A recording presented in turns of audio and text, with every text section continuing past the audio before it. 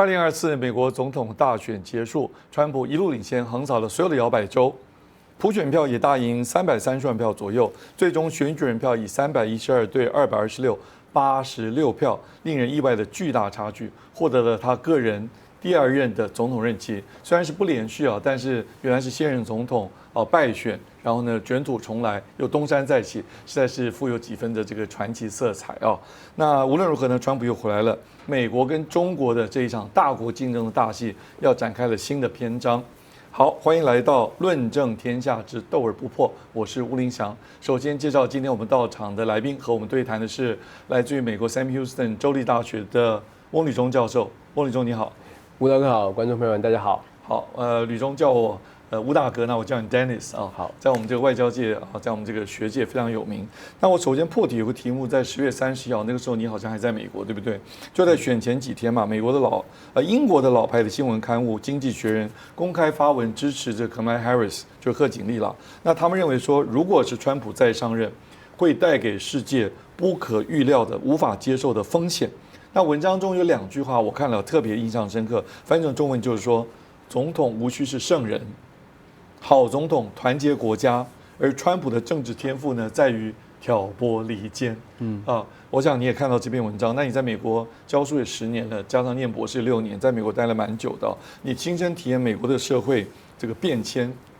我们常常提到美国现在分歧很严重，社会的分歧嘛。那你自己近身的观察，在过去8年，川普就竞选了3次，他这么善于挑拨离间，那美国社会的这个分歧，他是不是有一些贡献？我想川普担任就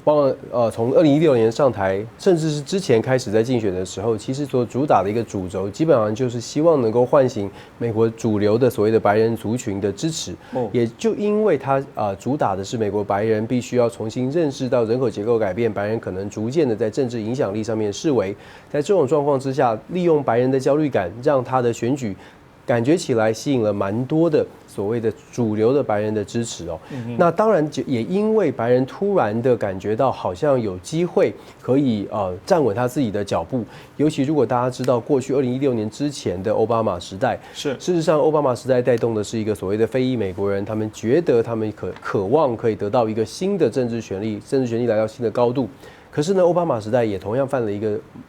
问题，就是说在奥巴马时代，非裔美国人对于奥巴马这样的一个总统有高度的期待，可是期待越高，失落越大。你说非裔美国人，非裔美国人，黑人就是对，就是黑人哦。在奥巴马时期，08年到16年，他们对于奥巴马时期的这个很多的政策呢，有高度的期待，认为既然是自己人，应该要在政策上面更保障黑人的非裔美国人的权利跟福利。但事实上并没有所谓的全民总统，事实上并没有特别的黑人的这个保障哦。所以就导致了这个当川普特别强调想要打族群牌的时候，包括了连非裔美国人都可能出现倒戈。那当然了，我们说在美国的族群问题，它并不是这么的简单，因为美国的族群确实所谓的民族熔炉嘛，所以如果想要单靠所谓操作族群就能够选上也不容易，绝对不是只有白人、黑人，中间还有亚裔啊，还有亚裔、拉丁裔等等，各种的这个族群都有。但是呢，因为川普他基本上所呈现的是美国的主流的白人，是他的政治力量必须要重新找回来，所以在竞选过程当中，也确实有很多比较激进的白人的团体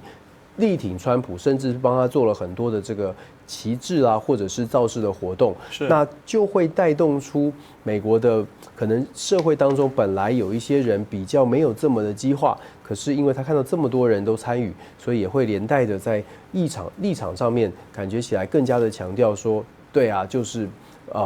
白人可能还是要主导才行哦。所以我们必须说，川普基本上他确实带动了很多事情的改变。那美国的族裔问题确实是在他任内也出现了蛮大的一个转换的。所以不能够说完全美国社会的分歧完全是他造成的，对，但是他这个2、3次的选举把这个情况加剧了，这样讲可以吗？没错，这样比较合理啊。对 ，OK， 好。那但是你刚刚一直提到了美国的主流白人，这里可不可以插一个小问题啊？你怎么定义所谓的主流白人呢？其实我们真的是以人口结构来说，在80年代的时候，美国的所谓的白人的族群，所谓的 Caucasian 这种人种呢，高加索大概 Caucasian 真的就是高加索，就白人的族裔大概在美国的这个人口平均调查大概有将近80%，到了80年代还有80%，但是逐年的下降。按照预期跟包括人口统计的预期大概在2035到2050年之间，整个人口结构会出现很大的反转，也就是拉丁裔的美国人以及所谓的亚洲裔的美国人，确实有可能在人口整体上面来说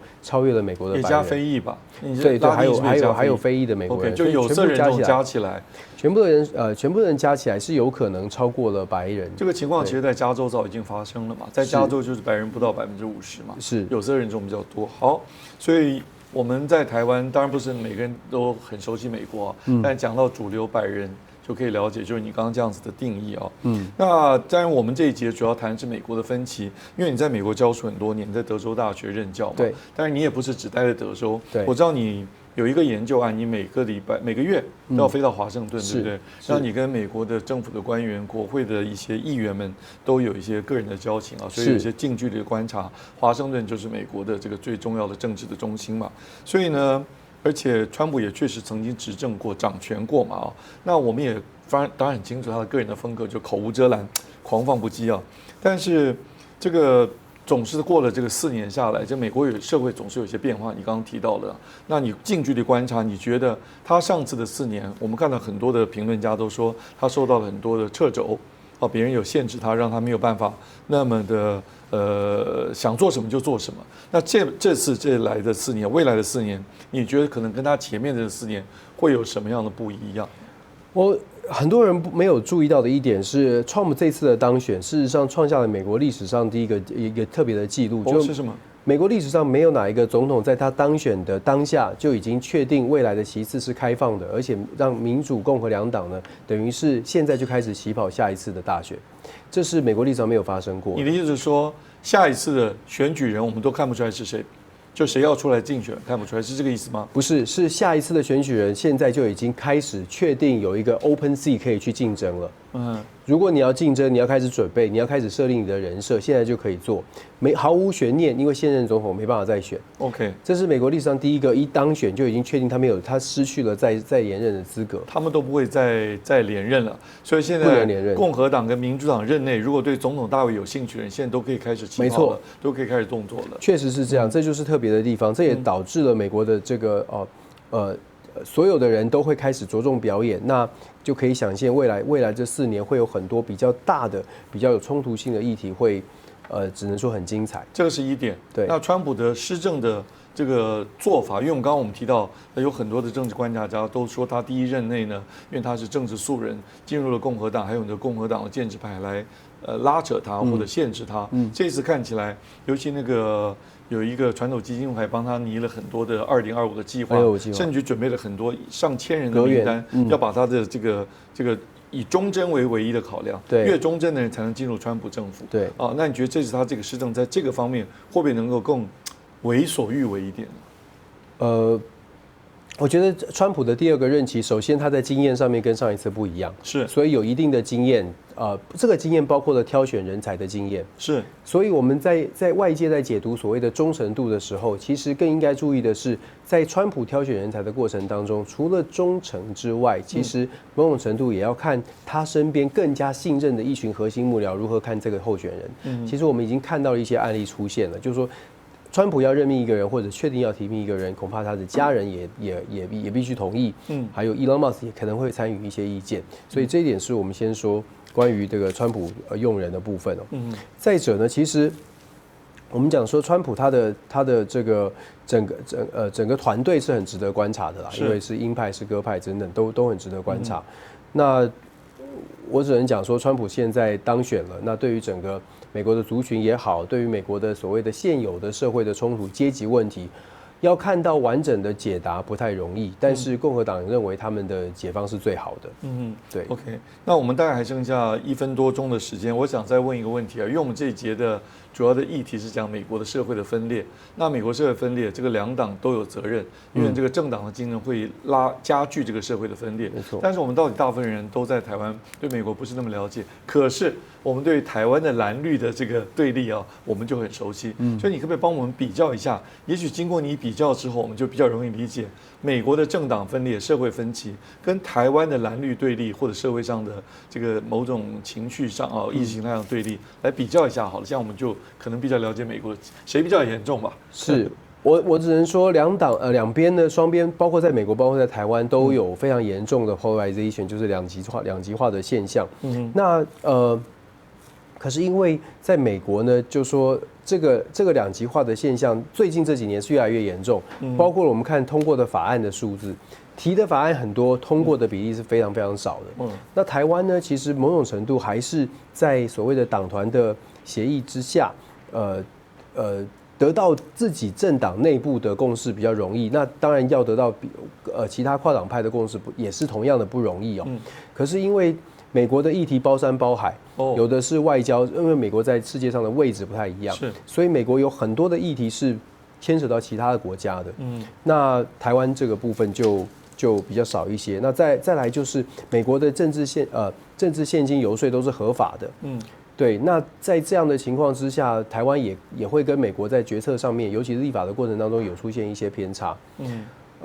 我只能说，如果真要比的话呢，就是比谁分裂的比较更分裂。我觉得双方其实都蛮分裂的，都很分裂，只是美国可能更多一点表演，所以美国的政治人物其实都很能在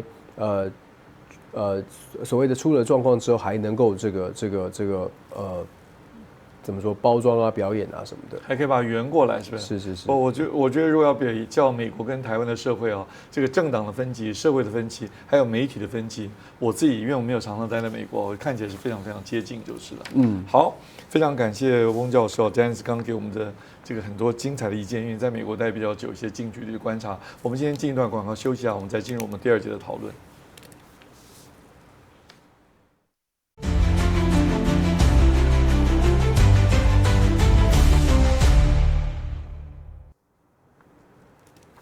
欢迎回到《论证天下之斗而不破》节目现场，我是吴林祥。那今天和我们对谈的是翁履中教授，来自于美国 Sam Houston State 啊，就是州立大学。那大家都叫 Dennis。刚刚我们谈到了美国的社会的分裂，我记得啊，川普在2016年当选的时候，美国很多大学，那时候你也在教书嘛，很多大学校内都有抗争的活动，还有学校有些还甚至于暂时停课，学生的这个受创的心灵要被安抚。当时我在台大，我还在念博士班呢，有一位美国学生也很优秀，他很爱用中国的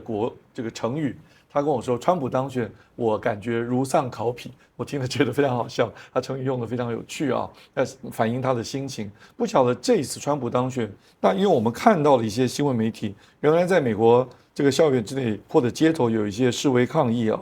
这个有这么严重吗？或者跟上次比较起来？谁比较严重？这样子，相较之下，当然是2016年比较严重。2016年是美国的年轻世代，尤其是年轻世代第一次感受到川普可能会当选这样的一个政治人物会当选，所谓的素人型的政治人物。尤其是川普在他的竞选过程当中，一直都在强调所谓非法移民，这一次也是一样。但是2016年，非常多的学生、年轻世代，他们担心的是自己的家人有可能是被遣返的。所以在这样的情况之下，在上一次2016年选举之后呢，非常多的人，尤其在我在大学教书特别有感是在大学端呢，事实上很多的大学都有学生示威抗议、砸东西都有，然后很多学校还必须要被迫，像您刚刚说的停课，还有我以前所在的纽约州的大学，就整个月都做所谓的心理咨商，老师们轮流要做不同的课，做心理咨商。所以在当时因为没有潜力的情况之下，学生的反应非常的剧烈。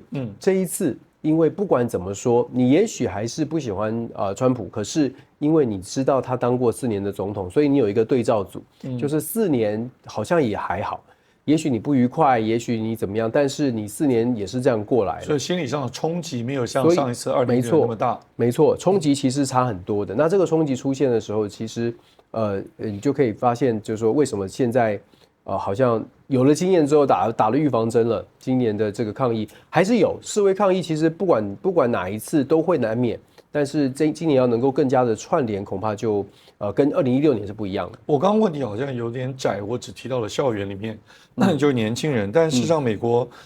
我们在前一节提到种族问题，因为美国你刚刚说民族熔炉嘛，有各种西班牙裔、非洲裔、阿拉伯裔、亚裔等等。另外一个就是民主党执政的时候，对于这个所谓的 LGBTQ， 就是跨性别的人啊等等，是比较公平，或者给予他们机会，对特别让他们可以平等被对待。那川普显然对这些，他对女性都不是那么尊重啊，所以这些所谓跨性别等等，那这些人会不会担忧？那他们有没有什么样的反应或等等你知道的呢？是我想绝对是 LGBTQ 的这个族群呢，绝对在川普当选之后，首先是觉得心理上不愉快，再来是在政策上恐怕也不会再做出比较友善的政策，所以对于这样的群体而言，川普的当选确实是很麻烦的一件事。那刚刚我们在前面一节你有提到一个很重要的问题，那就在你进来录节目之前，又得到最新的消息，就是川普可能会用到一些重要的他的幕僚。那你在刚刚我们开录之前提到说，国务卿人选是跟这个国家安全顾问人选都已经刚刚宣布，对不对？对。那这两个人选，一个是我们大家比较熟悉的，因为是参议员卢比奥嘛，比较有名一点。那另外一位我就完全不认得啊，你是不是把这个？当然，现在只有2位了。是，你是不是可以稍微介绍一下？也许你了解，还有从这2位是不是能看出他将来用人的可能的准则或者是条件？是，首先我们说，就是说，国务卿的部分，今天最新的消息是 Marco Rubio， 就是佛罗里达州的参议员 Marco Rubio 被任命成为国务卿。所以如果 Marco Rubio 以过去 Marco Rubio 的这个论证的路线来说呢，首先抗中是毫无疑问的，尤其是针对中国的人权问题会打得非常的凶。因为到目前为止 ，Marco Rubio 仍然是被所谓的这个中国发禁制令的。对，也就是说那个新疆棉花等等，对，所以 Marco Rubio 当然很生气，所以 Marco Rubio 还是会在人权的问题上面琢磨很多，但是他可能就无法参加。比较麻烦的是，因为他被禁止，他有被中国禁止禁止进入，所以其实任命 Marco Rubio， 包括我自己预测，可能 Marco Rubio 都不会是优先的人选。最主要的原因就是因为他是中国黑名单，所以作为国务卿。是不是因为有其他人会负责这个中国这一块，所以不用担心国务卿的这个角色或者国务卿是不是可以移动？这个是我个人觉得，在当时觉得 Marco Rubio 可能不会被选为国务卿的关键，但是看来呢，现在整个抗中的气氛让川普做出这样的决定。所以川普政府是不是有一点故意让中国难堪，或者给他穿小鞋？因为我就挑一个国务卿，国务卿就是我们美国的外交部长嘛，对，因为美国因为跟全世界国家都有来往，所以他们外交部长这个头衔特别大，我们中文翻成国务卿，地位很高。那他跟世界各国，当然中国是他主要竞争对象，更要来往嘛。那你美国故意挑从中国的角度来说，你美国故意挑一个我本来就放在黑名单，我制裁的这样子一个人，你把他选做外交部长，那难道中国要退让吗？还是说你来中国不行，但是在国际场合上，我们中国的外交官员跟你，譬如王毅，跟你还是可以来往？你觉得有可能吗？我觉得是，就像你说的，中国会不会退让就我所知，共和党的智库跟共和党的政治人物，很多人都觉得，现在这个阶段，因为美国的实力还是有一定的强度，也就是说，趁着美国的实力还是领先，强度还是领先其他国家，包括中国、俄罗斯。美方的认定，如果还是领先的情况之下，现在就应该要比较强悍。现在用比较强悍的方式，也许对方就会往后退。其实川普当选之后没有多久，从整个股市、从整个世界的角度来看，韩国的总统马上致电了，各国的总统都致电，打电话来其实不会是打电话来骂他，对吧？打电话来绝对不会是来吵架的，打电话来就已经让共和党觉得所谓的这个强压对手或者是强压盟友是有可能成功的，因为共和党所抱持的基本的概念、基本的理念就是，我现在也许其他国家都在追进，但是我现在仍然是高于你，高于任何单一对谈的国家，所以可以预期的是，目前在各国盟友都万佛朝宗都来归的时候，共和党会觉得那这样子的话，我们还是要继续采取这样的策略，用比较强势的方式来处理台海的问题。好，我们刚刚讲两个人选，第一个是国务卿是 Marco Rubio， 另外一个你刚刚在进节目进摄影棚之前，你说刚刚得到消息，他的国家安全顾问的人选也公布了，这个我们真的不熟呢。国家安全顾问现在确定是由 Mike Waltz，Mike Waltz 是佛罗里达州的众议员，Michael Waltz 或者 Mike Waltz， 他的背景很tough， 也就是很强悍，他是美国特种部队绿扁帽部队的这个退役的军官，所以他一直都认为说，所谓的强化国防不能只是嘴巴讲讲，甚至他在面对民主党人的时候，会认为民主党基本上。虽然强调说要做国防，要重视国家安全，但是实际上做的是共和党没有办法接受，也就是他觉得也许是比较花拳绣腿一些。所以对于像 Michael Waltz 这样的人呢，虽然也是支持台湾，可是我们还是要强调，不要忘了，就是说，现在的这个局面呢，不管用任何的更鹰派的人士也罢吧，川普还是会去考虑到整个亚太地区的稳定，以及所谓的美中之间的关系，因为川普是绝对不会想打仗的，所以也就是说，所以我大胆的预测，就是说川普上台之后呢，短期之内，也就是川普任内不会有所谓的战争，也不会有挑衅的作为。那另外一个。川普，我们大家非常关心的就是，因为他跟拜登有点不一样。拜登，我们用俗话来讲，他比较像打群架，拉拢很多盟友。那川普呢，是连盟友一起照打的。对，他都希望跟人家单边的谈。他不要把盟友拉到一起，他跟盟友一个个谈，只要美国能够得到最大利益。没错。反正你们任何一个盟友，虽然叫做盟友，你占美国人便宜也是不可以的。所以我们就看到有一个问题就是那在这种情况，川普的这个。能不能够再组成一个，或者他要不要组成一个抗中同盟？还是他干脆自己就直接跟中国直接对抗？那个拜登原来组成的这个所谓的抗中同盟，他就完全弃而不顾了，不用了吗？你的看法？首先我们说还是要强调共和党的川普以及身边的很多的幕僚当他们在看美国的综合国力的时候，他的考虑是综合国力够强，但是能不能强大到几个国家一起来谈都能够处理好，恐怕不容易。所以其实川普的第一任期就已经很明显的展现他的策略，他的策略就是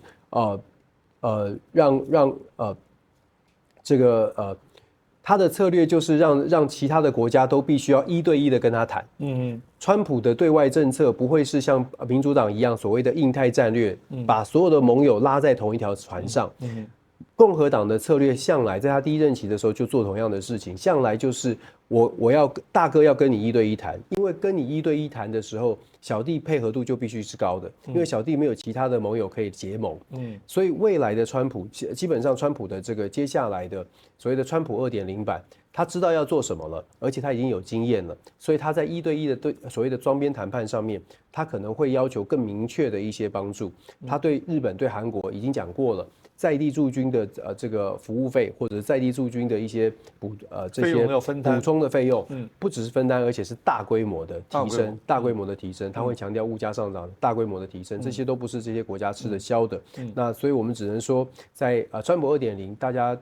世界的配合度，目前共和党相信世界配合度会高的。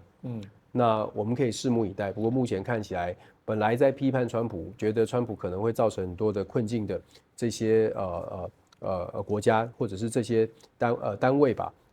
都已经开始正式的表态，就是支持川普。我再追问一个问题你刚刚谈到那个 Mike Waltz， 我马上上网就查了一下，他看起来是蛮资深的众议员。他是对，因为众议员每2年就要改选，所以他是资深的众议员。但是国家安全顾问这个角色，在上次川普的任内，好像也没有那么受到重用。这跟每一任总统的这个行事作风风格有关。总统越倚重他，他就有越大的权力，就能发挥更大的功能。你觉得，你预测川普会重用这个国家安全顾问这个角色，尤其是 Mike Waltz 呢？其实吴大哥，你问到一个关键的问题。如果大家记得的话呢，川普的第一个国家安全顾问这个Bolton，对，马上就写书嘛。对。可是那就恰恰证明了川普在第一个任期还没有一定的人马，而且还在摸索。所以第一任期跟第二任期的差别在于，大家在外界所说的忠诚度，确实是当你有这样的忠诚度的考核成功之后呢，像 Michael Watts 这样子已经经过了审核。我这边要补充，就是说，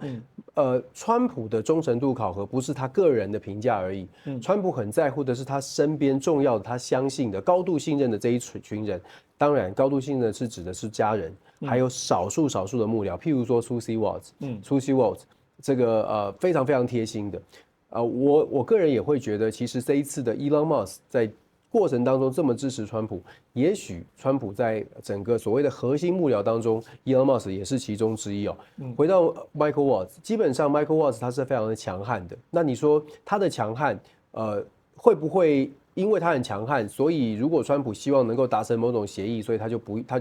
他就真的可以听话的，就是不要采取强悍的态度。我觉得现在的状况更像是Michael Watts 这些人，不管是国安顾问、国务卿，基本上加入了川普的这个团队或者川普帮，都会尽可能的满足川普的期待。这个是我们在所谓的川普 2.0 版本当中会看到的。OK， 你刚刚提到 Elon Musk 啊，这个正好就是我们下一节所要谈的重点，因为这 Elon Musk 是世界首富，这个金钱跟权力如此赤裸裸的结合，会对于美国的川普的未来这4年美国政府的这个行事风格有什么样的影响？我们下一节先进一段广告之后再回来讨论。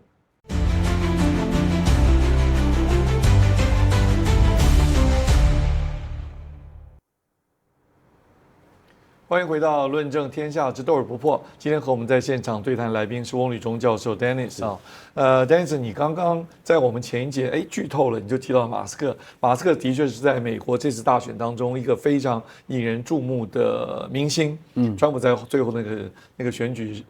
胜选感言的时候也提到，一直说他是一个 rising star 呢，一个新的明星。不过他很大牌，他根本就不去参加呢。但马斯克引起我很多注意，而且很多人对他都很熟悉，因为他电动车 SpaceX。还有很多的储能设备在上海啊，等等等等啊，他实在太有名了。那我想问一个问题，就是甚至有人现在形容将来川普4年执政叫做川马体制，川就川普，马就马斯克，这个稍微有一点点夸张。但是呢，我刚刚在前面讲到金权结合金就是财力嘛啊，马斯克的财力跟这个川普的这个权力，这样赤裸裸的这样交换，这样交易，这个交易当然很符合这个川普的特色啦。但是这个也实在有点过头，但看起来如果从马斯克的角度来讲，他显然赌对了嘛。他这个选对边以后，他的身家，他的所谓身家就是他的股市的市值一下增加265亿啊。他投资在川普身上也不过花了我记得1.15亿而已嘛，所以看起来他这个非常非常厉害。那你认为说马斯克将来在川普身边会扮演什么样的角色？多么重要？会参与哪些业务？我相信这个Elon Musk 应该在川普身边会有很大的影响力哦，所以不是川马体制，我觉得是一马平川，就基本上这个马斯克已经平定了川普哦。为什么这么说呢？其实因为你看整个选举的过程当中有很多的议题呢，其实跟马斯克在其中的这个讨论的复杂痕迹蛮深的。譬如说，川普会公开的强调说未来对 AI 的管制要全面的开放，要更加的强调这个自由竞争。Elon Musk 其实以前就已经支持过这种AI 的科技的管制要尽量的减少，才会让大家能够百花争鸣的让科技能够更加的这个进步哦。另外很多人都问我这个问题，就是说，川普好像不是这么支持电动车。是啊，那 Elon Musk 他是做电动车，特斯拉是电动车，为什么 Elon Musk 会这么力挺呢？有什么好处呢？我觉得是一个很大的观念，也是一个很大的迷思跟误解，就是 Elon Musk 的特斯拉公司，它并不是一个电动车公司。没错，没错。如果你把特斯拉当成一个电动车公司来看，就只看到表象，它在卖电动车。可是 Elon Musk 其实卖的更多，它可能卖的是这个 robotic， 就是机器人，它可能卖的是其他的这些软体应用软体等等。是。所以特斯拉大家被很多人认为它是个电动车公司，所以会想当然尔的觉得。Elon Musk 的电动车公司就会开始推敲说，Elon Musk 的电动车会不会得到川普的这个特别的保护？这是对 Elon Musk 的整个事业体系了解不够深入。没错，但是我们看到很多的讨论是这样哦，所以我们特别要讲出来这一点哦。因为 Elon Musk 你可以看，光举一个这个太空的例子，你看川普在太大的胜选演说当中有讲到说，那个火箭回归到妈妈的怀抱一样，多么的了不起啊！像抱一个 holding a little baby 呢？他讲的话，对，就是这样说。所以你可以去思考说，那 Elon Musk 接下来他在太空的产业上面的努力，然后再加上美国的太空相关的产业的预算根据统计，最近这几年是一路飙升，到今年是2600亿，就 total 2600多亿的预算。过往这个预算很大一部分是被 NASA 就是太空总署给吃掉了，但是因为NASA 太空总署现在变成了比较后续的数据分析跟所谓的研究单位，而不再是过去有执行火箭啊等等的这个单位，所以这些部分都是得外包出去。那当然对于 Elon Musk 来说，这些通通都是机会，很大的所谓的太空全部都是机会。这个地方真的要佩服 Elon Musk，因为我自己对科技比较重视嘛。这个 NASA 我自己有朋友在 NASA 上班啊，他们平常不会跟我们讲什么机密。像看 NASA 差不多有10万人呢，是，而且那 Elon Musk 的这个 SpaceX 才大概不到2万人，花了不到20年的时间，居然就可以做到火箭回收。对，那这个又可以做你刚刚讲他很多事业，低轨卫星啊，没错，还有挖地啊，将来他还要登陆火星、移民火星啊。当然先前的话可能是先要登陆月球。是，那你刚刚提到说这个美国政府的预算会给更多，我这里多插一句啊，不好意思啊，就我相信会更多，为什么呢？没错，因为后面有一个追兵，就中国也在太空科技上面琢磨甚多，而且颇有斩获啊。中国虽然可能你会觉得它是 follow 跟随 Elon Musk 也在做回收火箭啊等等，可是这个太空竞争呢，的确就是美苏冷战当时的最重要一个主轴。那现在我们又看到跟当时很像的一个，只是说他追寻的目标不再只是登陆月球就够了，或者借机发展这个洲际导弹，他可以想要往月球去建立基地。采集太空的资源，甚至移民火星。对不起，我多插了一点嘴。没错，没错。我觉得现在我们在看未来的所谓的川马的体制，或者是一马平川。除了 Elon Musk， 我刚刚说到的，在他我们必须要了解为什么 Elon Musk 好像卖电动车，但是却支持一个不是这么支持电动车的这个川普其实你看川普最近的一些人事的布局的安排呢，其实也很有趣，因为 Elon Musk 长期以来，因为他在中国的生意的关系，所以他对于中国大陆的很多的意见，都是相对来说被认为是非常友好中国的。是啊。就是非常友好中国。那他对川普的可能的影响呢？我刚刚特别讲的时候说，在他的人事的任命案当中 ，Elon Musk 可能可以扮演一些角色。那当然啦，在国防外交上面，共和党的所谓的出现的，包括 Marco Rubio 等等这些人，都是外表是看起来是鹰派的。可是呢 ，Elon Musk 他如果真的可以对川普发挥所谓的影响力，事实上川普的对中政策。就算有很鹰派的人士在台面上，但是实际要落实上面，恐怕也不是这么的容易也就是说 ，Marco Rubio 或者是 Michael Waltz， 他说我要非常强势的抵抗中国，或者是强势的跟中国来做对抗。事实上，有 Elon Musk 或者是有川普的过去的这些种种的言行来做参考的基准的话，事实上现在恐怕是在中美的竞争关系当中呢。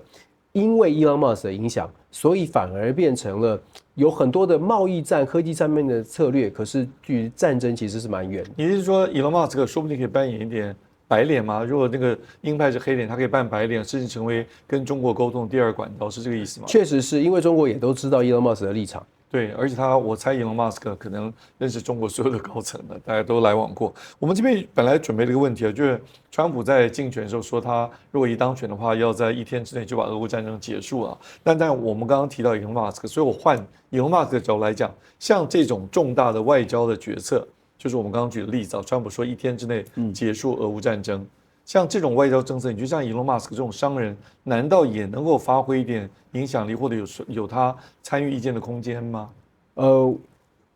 因为美国的总统制度是总统说了算，原则上总统说了算，所以如果总统真的全心的信赖 Elon Musk， 让他去做一些事情，其实任何被指派的这个人士其实都有一定的影响力，也都能够做到一些事情。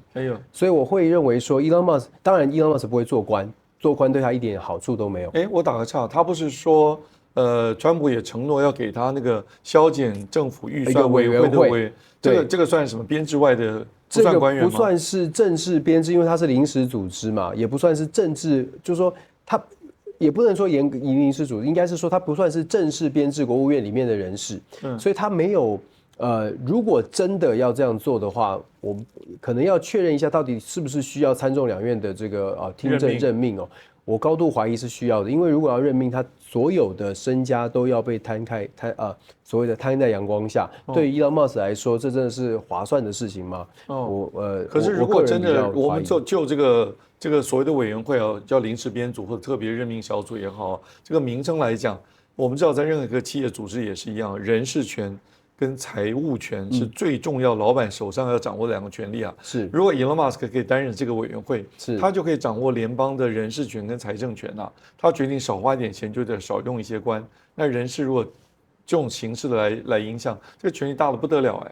事实上，大概全世界为什么我会说 Elon Musk 不需要做任何的官？就如同我们所讨论的，大概全世界不会有哪一个人或哪一个国家会认为 Elon Musk 没有影响力。事实上，光是这样子，其实 Elon Musk 就已经至少传递出来一个很强的讯号。如果你真的需要美国，那可以来找 Elon Musk， 他就得到了很多潜在的合作机会或潜在的商机。你就让我想到这个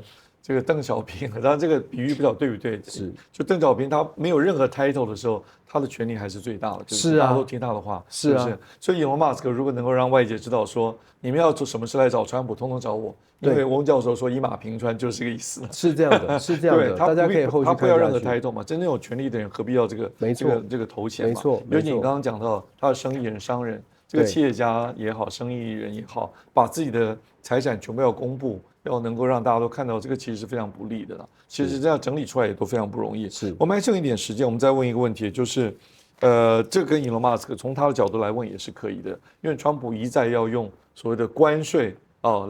来修理别的国家。对，让他讲得很夸张啊，100倍、200倍、1000倍，我都听他在这个访谈当中提到过呢。他当然有人说他只是先拉高筹码。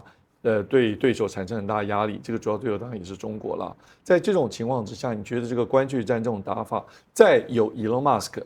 存在的这个角色，第二管道也好，扮白脸也好，这个管道存在，它跟中国这个关税战能不能会有一种不同的打法？跟他上任相比的话，相较来说 ，Elon Musk 的上台之后，我们可能还是要观察整个川普的团队哦。但是目前看起来，以指派的角度来说，鹰派的人士比较多，占多数，也就是说，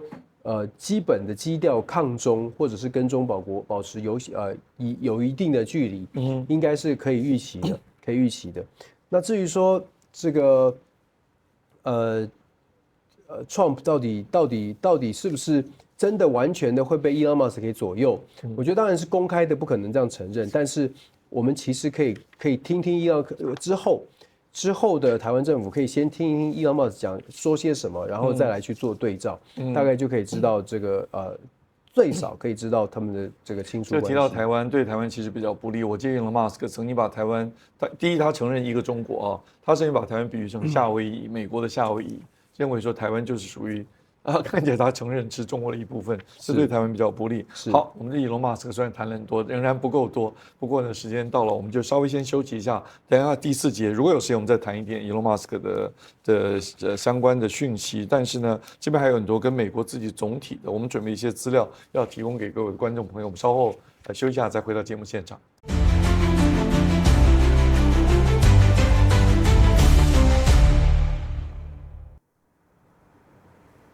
欢迎回到《论证天下之斗而不破》，我们继续跟 Dennis 翁教授继续谈了。我们今天主题是，当然我们节目的整个主题是美中对抗，但今天因为有川普刚刚当选这样子一个重大事件，那刚刚前面我们特别提到谈了很多 Elon Musk， 他当然会扮演重要的角色，但也牵扯到了一些关税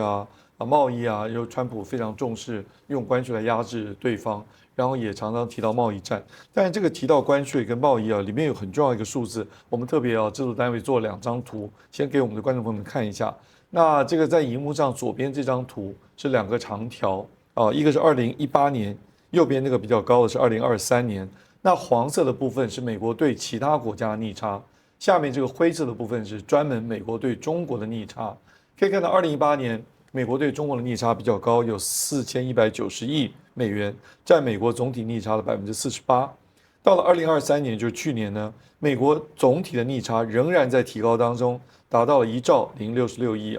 660亿。然后呢，那个对中国的逆差反而是减少的，从48% 降低到26%。可是对其他国家呢，成长到7870亿。换句话说，简单来讲就是美国仍然是一个逆差国，就算他不跟中国买更多东西，他仍然需要跟很多别的国家继续买很多东西。美国非常注重消费，当然这也是因为美国的美元啦，它有这个金融霸权，有这个条件去增加消费，反而能够维持它国内的这样子一个经济的成长。我们再来看另外一张图啊，这张图呢是世界银行的 Data Bank 啊 ，World Bank 里面的 Data Bank 就是数据库，这里面是从1978年，数字有点小，但最左边那个最低点是1978年。为什么选择1978年呢？因为中国大陆是1979年改革开放嘛，那个时候中国大陆的 GDP 非常低，然后一路呢，即使改革开放了也是非常低，到什么时候才开始上升呢？就是2001年加入 WTO， 融入了所谓的全球化。所以看起来中国的这个得到全球化很大的好处，它的 GDP 就快速的成长。那这个一直接近到美国，上面那个红线是美国嘛，它是接近美国的60%几到70%几。那翁教授也教国际关系都很清楚啊，这个国际关系有一个权力转移理论，这个继承的守成国寄存的这个守成国维持这个国际社会秩序的，我们叫霸权国。看到有一个国家追踪上来了，它的 GDP。总体的经济实力，如果用 GDP 来衡量的话，哇，接近到我将近80%的时候，这个霸权国就会感觉到紧张、压力，或者甚至于说恐惧啊，这个是修昔底德陷阱嘛，所以说才造成美国的要打压中国，或者说我们叫做制约中国这样来看啊。那这里面呢，台湾也受到了波折。我们第一个问题就是川普讲到。台湾人啊，别的国家包括台湾人都抢走美国人的工作，尤其讲到晶片这个部分，你有没有什么样的你的看法？虽然你不是研究科技啊，但这个部分你在华府一定有一些观察。基本上，因为 Trump 他本身认为他会讲出来台湾人抢了美国的工作，他符合他的基本的论述，也就是全球化时代呢，美国的很多的产业都受到了波及。可是你说 Trump 他到底了不了解？也许这个问题并不是出于全球化，因为就算不是发生全球化，产业不外移，留在美国的本土产业，事实上也因为自动化，同样的工作机会是会减少的。是。换句话说，这个某种程度也是他选战当中的一环。所以川普自己心里其实很明白，其实他就是用这个当策略，就是没有错。川普其实，因为我跟共和党的很多的测试在讨论的过程当中，因为我也会有这个疑虑。我说，难道川普真的真的相信，因为全球化如果逆转的话，工厂就会回来吗？他们给我的答案很清楚，他们说这个是让一般的选民相信的，这是让一般的选民了解，因为别的国家存在，因为别的国家抢了我们的工作机会，那透过这种方式才能塑造出一种竞争的对手。透过这种论述啊，没错，这个是我记得你在别的媒体有讲，这个简单粗暴有效，没错，简单粗暴有效。我们从选举的角度来说，当 Trump 讲出这样的话，一般的选民，我们说可能他对于全世界所谓的全球化理解有限的选民，大部分的选民理解有限在这样的情况之下，他会相信，因为全球化，所以我才没工作；因为这个工厂外移了，所以我才没工作。忽略了本来所谓的自动化生产就已经是一个趋势所以 Trump 在这样的一个竞选策略下呢，他考虑的是怎么样最直白的方式让选民知道，就是说要投给我才会有救所以包括了 Trump 在过程当中他的所谓的经济议题的论述也是一样的，简单粗暴有效。他打的不是什么诺贝尔奖得主的背书，他打的是你的小费不用课税，你的加班费不用被课税，你的劳工年金不用被课税。这个对美国这个底层的庶民来讲，这是非常有实际利益的，非常有效。所以我说简单粗暴有效。那下一个问题就是，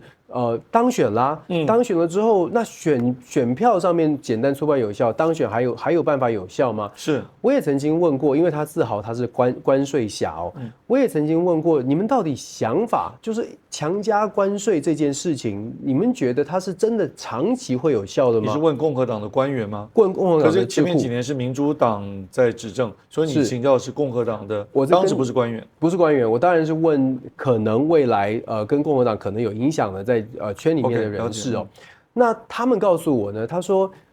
也许你要转变思维。他说关税这件事情不会只是一时的，所以他们觉得打关税这件事情并不是一个短期的策略，告诉我的逻辑是这样的，他们说逻辑是，如果强加关税，现在在对于劳动密集的这些国家加高关税，让成本提高，短期之内确实美国的这个物价可能会上升，但是可以配合其他的事情，譬如说川普说美国要能够平抑物价。挖石油可以降低运输的成本，因为油价下降，降低运输的成本。所以，即便我们用了高关税，对于国内的物价的上升，还是有一个平衡的作用。另外，打高关税，想想看，如果他打100%的关税，在中国、在印度或者是在越南的这个特别的厂商，他打100%。那这些厂商在当地，他就必须要思考，我还能在那边生产，然后运过来吗？如果从中国出口要100%，那我是不是应该到美国喜欢的、美国相对来说不用抽这么高关税的指定的地方，甚至就到美国本土去生产啊？甚至到美国本土，就算不到美国本土，也许美国有签一些税务协定的地方，比如墨西哥啊等等哦。因为共和党认为呢，如果透过这种方式，会逼着这些工厂转移到可能美国更可以接受的地方。只要它转移了，成本也一样会下降，但是同时又可以造成对方现在最大的竞争对手大幅的损失，工厂大量的流失。所以为什么我们会说关税？大家在讨论的时候想的是关税就是现在，所以成本会上升，所以你的不合逻辑的论述。可是我真的去接触之后，共和党其实他们有一套逻辑，他们觉得这样是可行的。尤其是当美国的综合国力还是强的时候，他们相信强推之后、强压之后，所有的国家都会俯首称臣，所有的企业也不敢忤逆美国的意见哦。那本来我们不相信，问题是当川普当选之后，各位朋友，你有没有看到